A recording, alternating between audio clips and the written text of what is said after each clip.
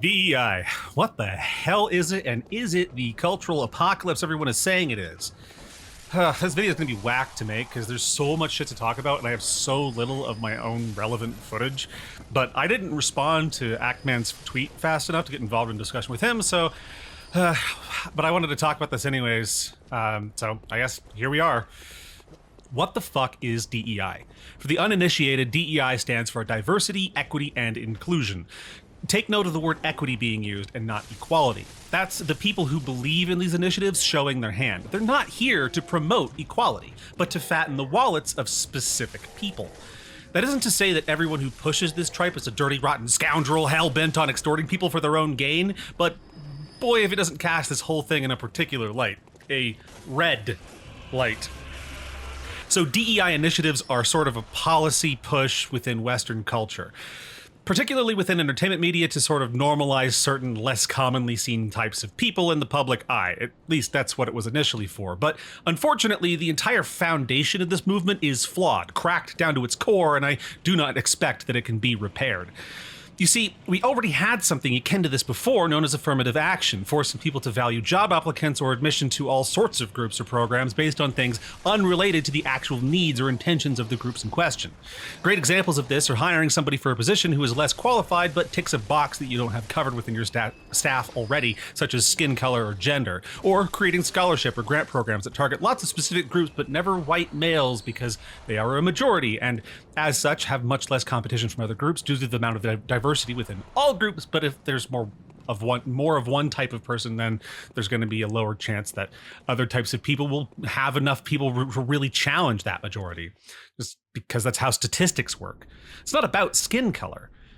It's not about white people being better or worse or favored. It's just that there's more of them, simply put. Not to say that white people have never been favored in the past. Obviously, that was a thing, but we moved largely away from that regardless. Affirmative action, though, has ultimately turned out to be kind of pointless in the long run, as you end up elevating people beyond their capabilities, while people more suited for a particular task are left behind, and many might become dejected and start experiencing the same exclusion that gave birth to these problems in the first place. And they'll probably start hating the whole system due to how it's treating the people who are the most qualified for positions just because of their skin color.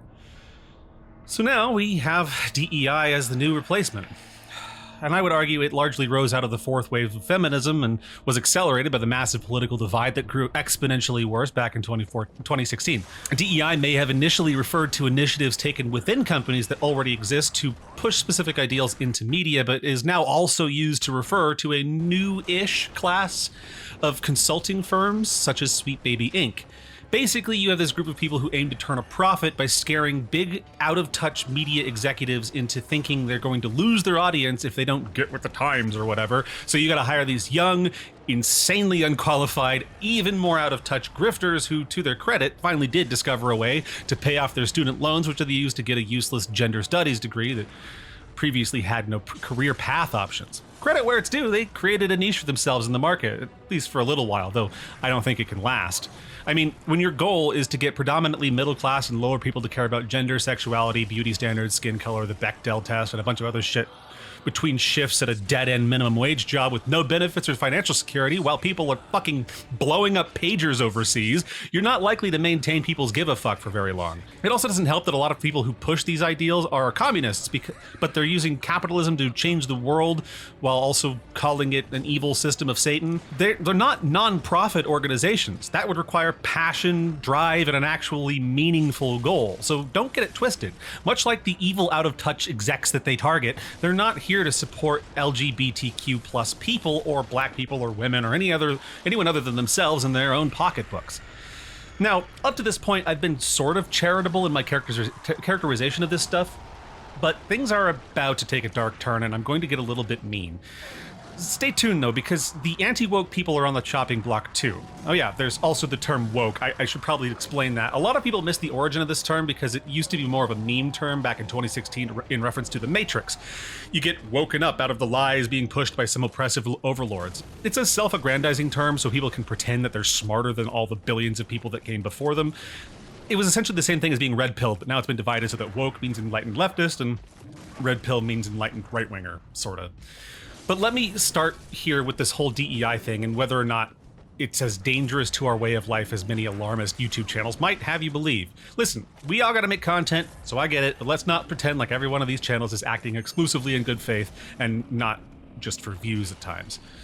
So DEI appears to have started way back with people like Anita Sarkeesian, and if you really want a quick summary of how these people think, check out her feminist frequency video about strategic butt coverings in video games. To think that her delusions were only the tip of the iceberg for this shit. DEI is wrong on a fundamental level, and it's for at least two primary reasons. The first is people who largely do not engage in a particular hobby or fandom are barging into it to tell the people who like it and the ones who make it that they're doing it wrong, and there's not enough representation of X group's identity. Like, genuinely, if a hobby isn't for you, what right do you have to say it needs to be changed to appeal to you? I don't bust down the doors of Lush and tell them to stop stinking up the mall because my olfactory system is getting overloaded like an Intel processor's worthless fucking efficiency cores. But it also brings us to the second foundational flaw, which is that you do not have the right to tell an artist that they are making their art wrong because it doesn't appeal to you. Like, have we really regressed this far? Are we back to the era of telling Zeppelin they aren't musicians because they use electric guitars? Are you Roger Ebert spending a lifetime defending film as being a fine art only to turn around and condemn video games as never being able to also be classified as such? No. You don't get to decide which art is valid and which is not. Monet may be one of my favorite painters with technical skill and soulful visions to create art that lasts forever, but one of the most beloved pieces of art of all time is this stupid frog, and who am I to say that they aren't equally valid just because one took years of practice and failures to make, while the other was likely done as a little doodle without all the bells and whistles? Yes, I am an artist, and no, you don't get to decide that my art is not worthy because it's not gay enough or Asian enough. And besides, why would you want me, a straight, cisgender white man, to represent you in your struggles? Why not make your own shit?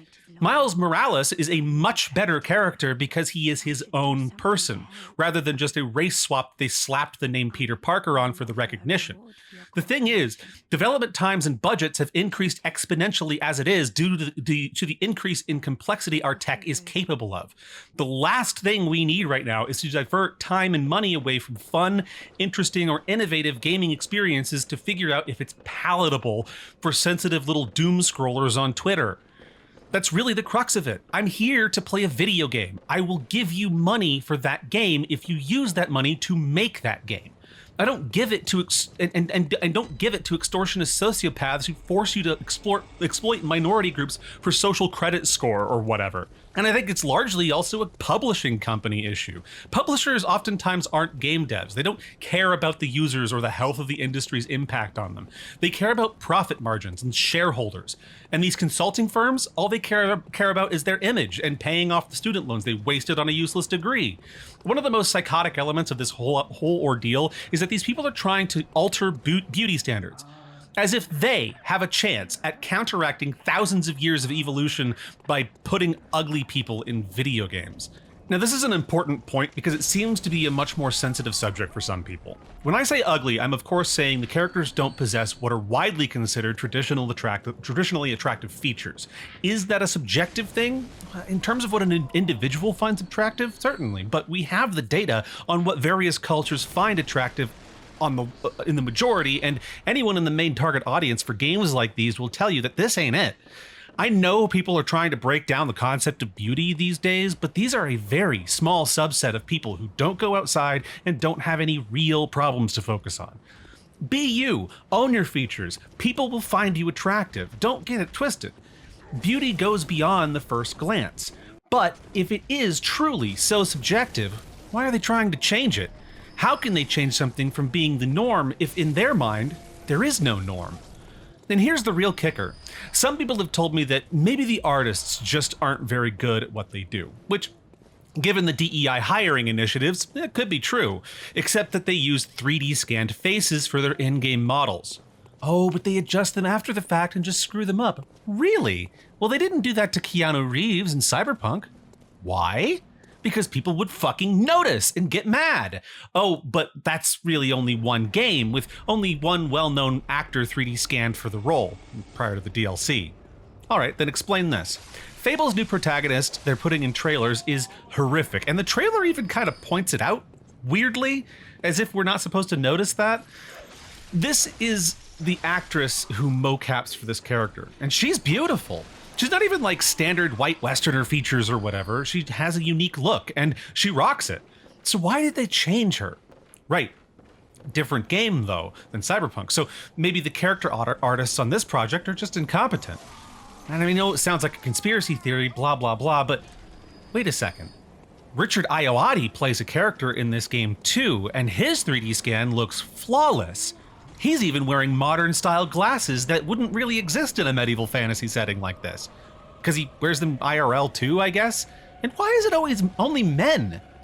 Even Star Wars Outlaws actress got the same treatment. Idris Elba looks great in Phantom Liberty. Why is it only women's beauty standards that matter to these people? Oh, right. Self-interests. I think I said something like that earlier. And they mainly target big budget games aimed at teens and young adults who are generally already somewhat well developed in terms of their aesthetic preferences. So these messages tend to fall flat. But think about that. They're trying to change the things that you like, trying to tell you what to believe and what to be attracted to. Not that this is a new thing. Attempted brainwashing has been done for a long ass time. But if they went after the people who are actually more vulnerable to this, you know, kids, how creepy would that be? And then they try to silence dissent. It's about control at this point, and it's disturbing. I mean, sex sells, and everybody knows that, and we used to all pretty much agree on that. But when that was really the kind of the big thing, that they're trying to get rid of it now, but when that was really the big thing, they went after what people already thought was attractive because they could see the metrics. They could see what people responded to better. They used things like focus groups and, you know, actually being in touch with the market itself, the people who make up the market, which are the consumers that you're targeting with this sorts of advertising and aesthetics and stuff like that. So they appealed to what already existed. They weren't initially just trying to brainwash people out of the gate. They were just using what they already knew about how people function in order to sell them products.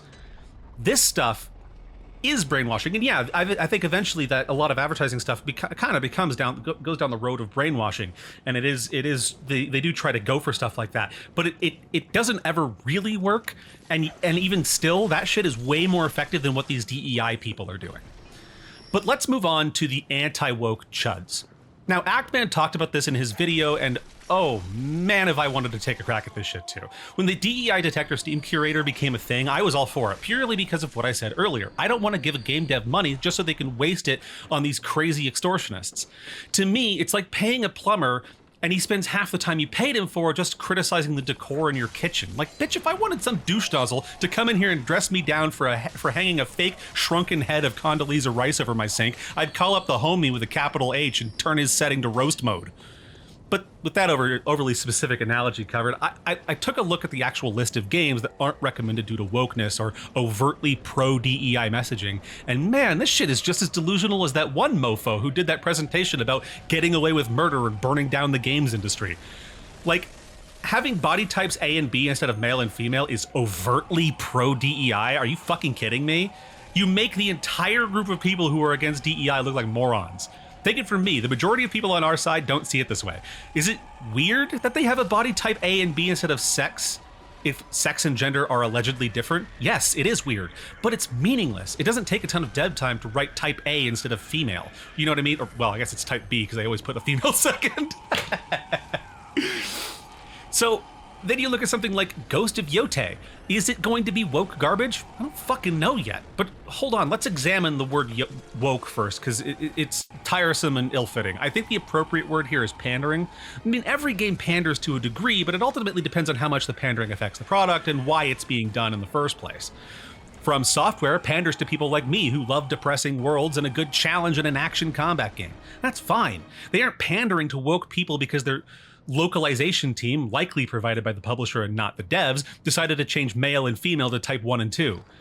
It's the out-of-touch pandering, like specifically altering a 3D scanned face to make the character less traditionally attractive, that I find annoying and bad for the medium. It also makes your character artists look like incompetent morons, just saying. So back to Ghost of Yotei. Do I care about the game having a female protagonist? Not inherently, no. I'd imagine for the people who played the first game, they might be disappointed to not get to play the guy from the first game, but I don't know if they even set up for a sequel. Do I think that the person they hired to voice and mocap this character is a problem or going to ruin the game? I don't know. I will say it's a bit of a red flag. Look, she seems to be a nutcase, but she's just one person and she's only a voice actress. I've heard from one report that she's apparently hard to work with, but I don't know the reliability of their source, and if that's the case, the game director should have had the fucking balls to fire her ass. I'm just gonna say it. You don't want to collaborate effectively on my project, then you are not going to be on my project. Go take an etiquette course and try to remember who your fucking boss is next time. And I'm serious about this too. I have kicked people off my sets if they want to just cause problems. Filmmaking and game development are large-scale art collaborations. We collaborate. It might start off as one dude's vision, but it's everyone's artistic contributions that bring it to life, and not some other person trying to take over the direction and turn it into something that appeals to only them. So yeah, Ghost of Yotei probably isn't cooked, but it's too early to say. And I'm just going to throw this in here, but I've tried digging on this Erika Ishii person, and I don't know, she doesn't seem that bad. She's definitely hitting all the points of being a loud, annoying activist who has very little real-world experience, but so far the worst thing I've seen from her is her saying we need to abolish the police. Like, bro, what do you want about? Aren't you facing a bunch of harassment right now? Who better to protect you, since I'm betting that sword training you've bragged about really ain't shit. Also, you're playing a feudal Japan equivalent of a cop in Ghost of Yotei, so... Or is Japan somehow miraculously better than the West? Yeah, I don't know. I'm not going to open that can of worms. At the end of the day, she just seems like a loudmouth with nothing valuable to say, whose activism is primarily performative. At the same time, I can't really blame people for being wary. This shit is getting forced so much that it's making people more racist and sexist and whatever phobic term we just invented to label and belittle people with. So yeah, there's going to be a whole lot more people who get a whole lot more turnt when they see a black person on screen or whatever other group they're exploiting for profit this week. Most of us didn't pay any attention to this before because it didn't matter. Now it's being called out all over the place, and everyone I know is burnt out on talking about it and hearing about it, and I plan to do a video specifically on representation in media soon, but I want to mention here that the argument for representation seems to mainly be based on the idea that, well, I want to see someone who looks like me on screen, and that's understandable, but it's also kind of fucking weird, isn't it? Like, can you really not relate to a character if they don't look the same as you? Isn't that the most racist, bigoted shit ever? This constant silencing of opposing ideals and intolerance of debate or other civil discourse has led our society to largely not view their opposition as human, and it's widened the divide between people. This shit really makes me sad. Like, not being able to relate to someone or even trying to understand where they're coming from is the very thing that led to the oppression of vulnerable groups previously. How did people forget that? I can identify with and grow attached to any character if they're written well or have a story I find interesting. I love playing as female V in Cyberpunk even though I'm not a woman, because she's super well written, and Jeremy Lee gave one of the most powerful and criminally underrated performances in the history of ever. Oh yeah, and I can make her a black woman and still have no issue connecting with the character because it doesn't matter. That's not what the story's about. I think it's fair to say that a historical piece about World War II might feel a little off if there's a bunch of female soldiers running around, since you know that wasn't a thing at the time. But maybe in like a fictionalized version, like hyper-fictionalized version, like Wolfenstein or something, maybe it would work. It just seems weird when people try to rewrite history rather than make history. Although I suppose, in its own way, making a completely fictionalized film about Cleopatra and calling it a documentary while claiming she was a black woman based on something someone's grandma told them could certainly classify as making history in a certain sense. Sort of in the way that being the first person to go to jail for cutting off your own arm and using it as a butt plug in a Cracker Barrel is technically making history. Stupid jokes aside, though, the point is, make your own shit. Co-opting existing fandoms or trying to rewrite history just pisses people off and makes your side look stupid and jealous. If you want to change the world, lead by example. Become an artist. Make something life-changing. But always remember that as long as you're still talking about prejudice, it will continue to be a problem. Not everything comes down to your identity. Not every disagreement is because you don't fit in. Sometimes you're just wrong. Usually it doesn't even run that deep. And people who make certain traits their entire identity, such as being part of a fandom, having a certain sexual orientation, or so on, will see every interaction as being related to that singular idea because they are not worldly and have never had any real problems. People who ask the world to change to suit their own needs are selfish, evil, manipulative people with no sense of compassion, no connection to reality. People who try to change the world to improve the lives of all people are the ones who really matter. It's ironic that people like this will work on a game like Concord and call people who don't like it talentless freaks, even though the source of all this nonsense is the actually talentless freaks trying to control media because they themselves can't make good media. I even like to look back on Martin Luther King's famous I Have a Dream speech, because in that he said, "I have a dream that one day on the red hills of Georgia, sons of former slaves and the sons of former slave owners will be able to sit down together at the table of brotherhood." And this is such an important piece of what he stood for as a person and what I think equality really means, how it should be taken. Because he didn't want revenge on the white man for the things that they did. He didn't want to usurp them or overtake them or become the oppressors, which is what these DEI people seem to be trying to do. They've even talked about removing white people from things and terrifying people, like literally extorting people into following their standards, their new standards. But Martin Luther King wanted to sit down at the table of brotherhood. He wanted our children to join hands with one another without thinking about their skin color. He wanted to be judged by the content of his character, not the color of his skin. And to me, to just say that a person isn't valid because they have white skin, or they're less valid because they have white skin, is ridiculous. And it flies in the face of one of the greatest civil rights leaders that's ever existed, one of the greatest people who's ever walked the earth. I'm sorry, but if you don't respect Martin Luther King Jr. for what he did for our world and the kind of person he was, what he stood for, you don't belong anywhere near any sort of position where you can be sitting here trying to dictate other people's morality. You don't understand it. You don't actually care. You don't want equality. You don't want to be better than the people who oppressed you before. And that's the problem. Now, for the other side of this debate, not every female is woke. Not every, take every new game reveal or movie trailer as its own thing in a vacuum. Obviously, cultural context still matters, so releasing something at an improper time for it is always going to hurt the product. But just because you see a black woman or a black person or a woman in something doesn't make it woke. Wait for more information. Definitely call Erika Ishii out when she does stupid shit. Don't harass her or anyone else, but hold them accountable. Don't forget people's stupid decisions if they never actually atone for them. Sony is still bending over PC players and non-PSN countries, but we let them get away with it because they released an apology a while ago, while also not changing anything. Ubisoft hasn't done a damn thing to fix their image or improve as a company. Neither has Bethesda. Hell, Starfield's game director thinks it's on the same level of Fallout and Elder Scrolls, even though those games have never actually been amazing and are still way out of Starfield's league. So, in the end, you may be asking yourself, why should I care? This is actually genuinely a very valid question. How much does this stuff really matter? Well, as I mentioned, taking time and funding away from developing the actual game part of a game to focus on irrelevant stuff, or rather less important stuff, is going to make games worse across the board. And of course, we've already seen it happening. Using video games as a platform to send some message isn't an inherently bad thing, but when you preach to your audience and try to make them personally feel guilty for unrelated IRL stuff, you're going to quickly alienate people. Games are often used as escapism, which is fine, but they don't have to just pretend reality doesn't exist either. The problem is these DEI organizations aren't actually trying to tackle anything valid or in a clever or interesting way.